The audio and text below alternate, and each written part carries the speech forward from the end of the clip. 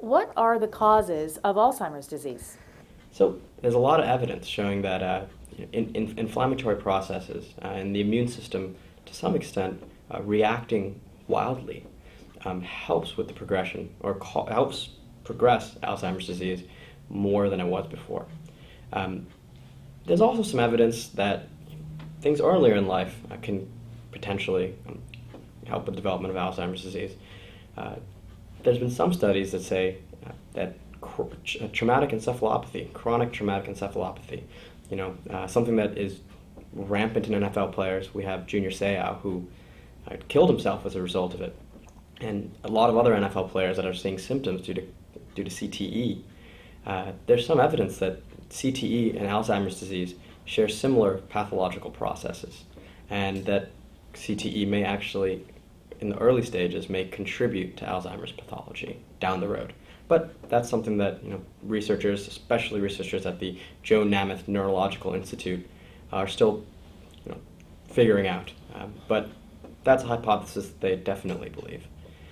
And so, at the end of the day, it's a multifactorial disease, and there's a lot of things going on, but there's some evidence that early events in life may affect Alzheimer's disease progression later in life, and some of the events that happen later in life have been connected to the symptoms of memory loss and loss of function eventually. So what is the nature of the new formulation that Cognition Life Sciences is pursuing now? So Cognition Life Sciences is pursuing a very innovative approach to the treatment of Alzheimer's disease. Dr. Chun-Hai Chow, who is the Chief Scientific Officer of Cognition Life Sciences, has developed a formulation of multiple natural components that all show activity against the treatment of Alzheimer's disease. Now, treating Alzheimer's disease is difficult, one, because we're still trying to figure out some of the processes involved. We know beta amyloid is involved. We know the immune system is involved.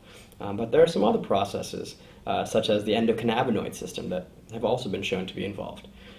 And the other issue is the human body has evolved to have a blood-brain barrier which works very well to keep things that shouldn't be in the brain out.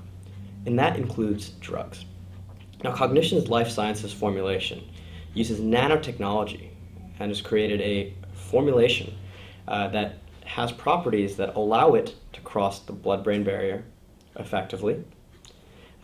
And some of the components of Cognition Life Sciences formulation, including melatonin, immune modulatory agents, nanomolar quantities of THC, and coffee, have all been shown to affect the pathology of Alzheimer's disease by themselves. The idea is that with a formulation at the optimized ratios, these active ingredients will work in concert such that the whole is greater than the sum of the parts in reversing Alzheimer's disease pathology. Does all of this have a chance to be a real breakthrough, and if so, when? All of the active components in Cognition's life sciences formulation, and the formulation, which has ratios that have been optimized, is considered at this point a trade secret that is being developed. All of the active components have been shown to affect Alzheimer's pathology, which may allow it to actually be the first FDA-approved disease-modifying therapy.